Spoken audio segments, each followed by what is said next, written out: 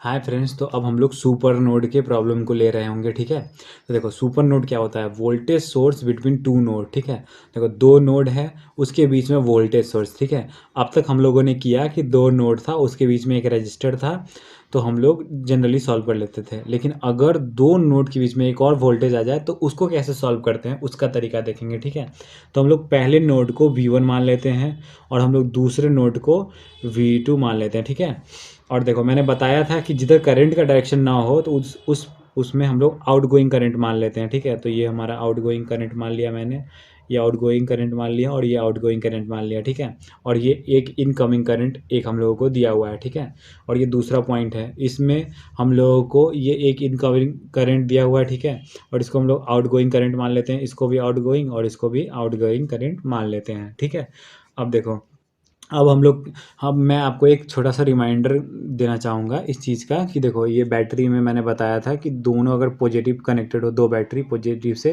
तो हम लोग वोल्टेज को सबट्रैक्ट करते हैं। और अगर एक पॉजिटिव हो और एक निगेटिव हो तो हम लोग वोल्टेज को ऐड करते हैं। ठीक है, तो देखो अब हम लोग क्या करेंगे, अप्लाइंग अप्लाइंग मैं लिखता हूँ। ठीक है, applying KCL, applying KCL two, applying KCL two हो जाएगा हमारा नोड 1। ठीक है, अप्लाइंग KCL टू नोड 1 कर दिया मैंने, तो नोड 1 में हमने V1 माना था। ठीक है, तो देखो V1 जिसको हम लोग मानते हैं वो हम लोगों का हाइयर होता है, ये मान के चलते हैं। ठीक है, तो ये हमारा हाइयर है, तो देखो ये हाइयर है, तो पहला हम लोग करेंगे ये इसका करते हैं। ठीक है, तो ये हमारा हो जाएगा V1 माइनस V2 अपॉन 1, तो ये हो जाएगा हमारा V1 माइनस V2 अपॉन 1।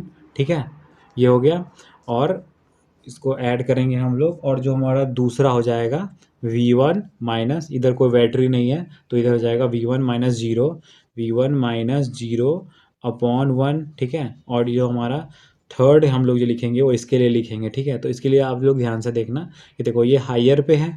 ठीक है, और ये भी हाइयर पे है, तो मैंने क्या बताया था, अगर हाइयर और हाइयर हो तो सबट्रैक्ट करते हैं। ठीक है, तो हम लोग करेंगे सबट्रैक्ट।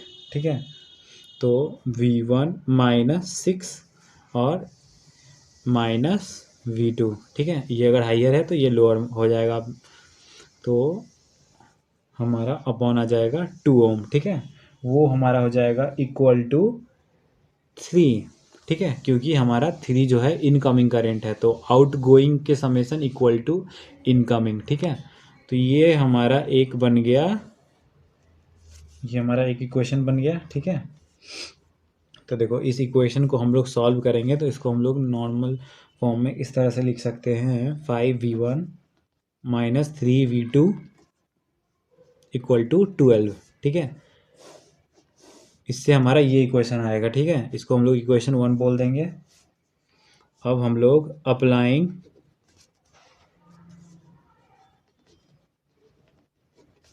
KCL to node 2।